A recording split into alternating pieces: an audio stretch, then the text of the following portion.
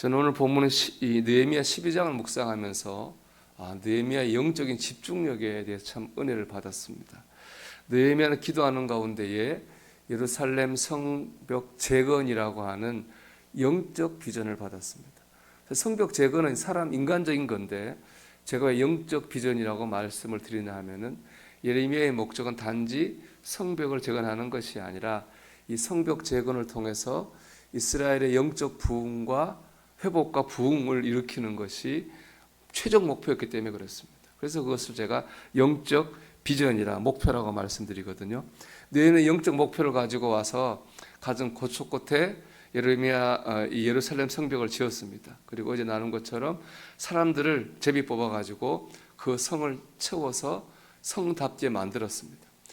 여기까지가 이제 사실 끝이라고 볼 수 있는데 오늘 말씀 보면은 이 느헤미야 12장 말씀 보면은 제사장들의 이름이 쭉 나옵니다. 그리고 레위인들의 이름이 쭉 나옵니다.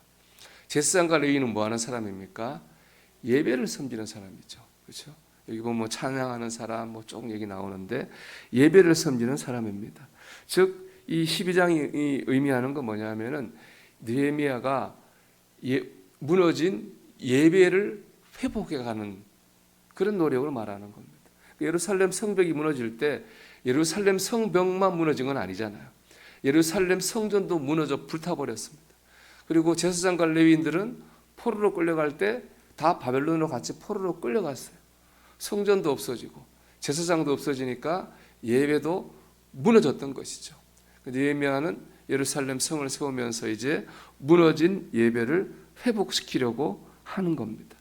그 보면 느헤미야는 자신에게 주어진 그 사명, 예루살렘의 영적인 회복과 부흥이라고 하는 그 사명을 비전을 끝까지 놓치지 않고 바라보며 살았다는 것입니다.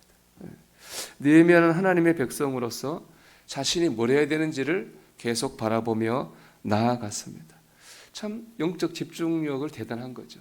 그 느헤미야가 우리가 그 대단한 걸 인정하는 게 우리가 하루를 살다 보면 반복되는 일상 속에서 당장에 눈앞에 해야 될 일 하다 보면은 하나님, 사명, 비전 이런 영적 생각을 하지 못하고 살 때가 많지 않습니까?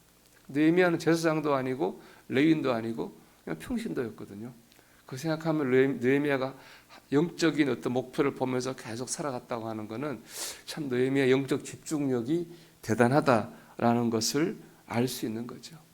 여러분 우리가 느헤미야처럼 영적인 집중력을 가지기를 소망합니다. 로마서 11장 36절 보면 이렇게 말씀합니다.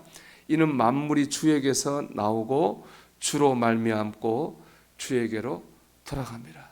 저는 이것이 우리의 정체성이고 여기 우리 비전이 있다고 생각해요. 우리 하나님이 만든 사람, 보낸 사람이고 이 땅에서 하나님의 인도하신 대로 살다가 때가 되면은 하나님 앞에 서는 사람들인 줄로 믿습니다. 그러니까 믿음의 눈으로 볼 때 지금 이 땅에 사는 시간은 뭡니까? 하나님 앞에 설 그때를 준비하는 시간입니다. 여기서 우리의 영적 목표와 비전이 나와야 되는 거죠. 하나님 앞에 설 때 내가 어떤 모양으로 설 것인가? 어떻게 주님 앞에 있을 것인가?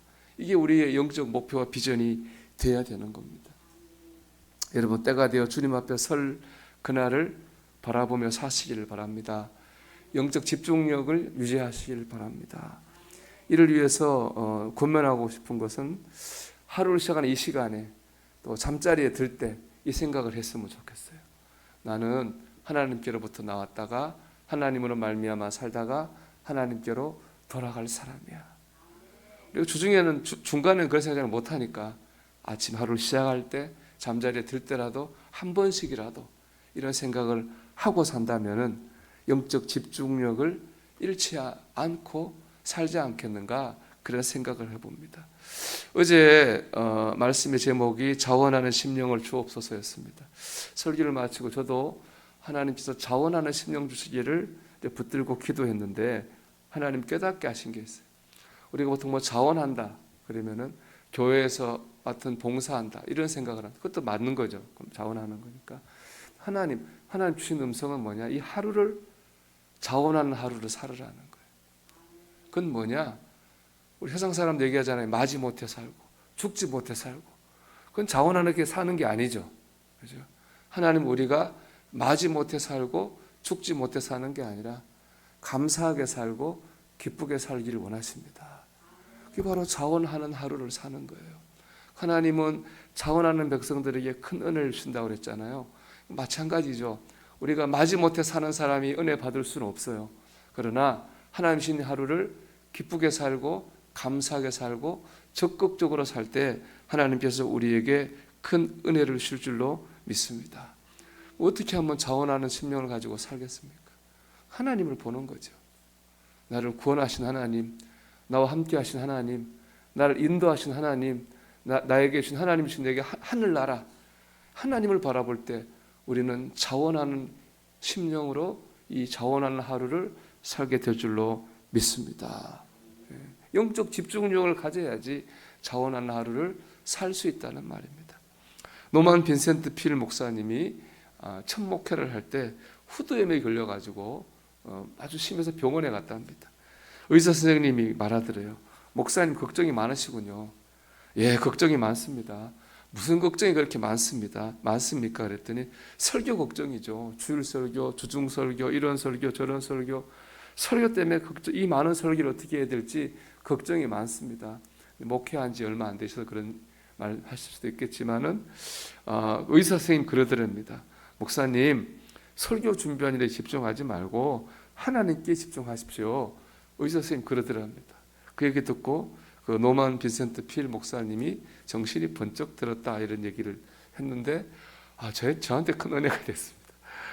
저도 그런 예외가 아니거든요. 근데 생각해 보면은 설교뿐이겠어요. 가정 문제, 또 자녀 문제, 직장, 사업장, 돈 문제, 한평생 어떻게 할까 염려, 걱정하면은 그 문제에 눌려가지고 빠져나오지를 못합니다.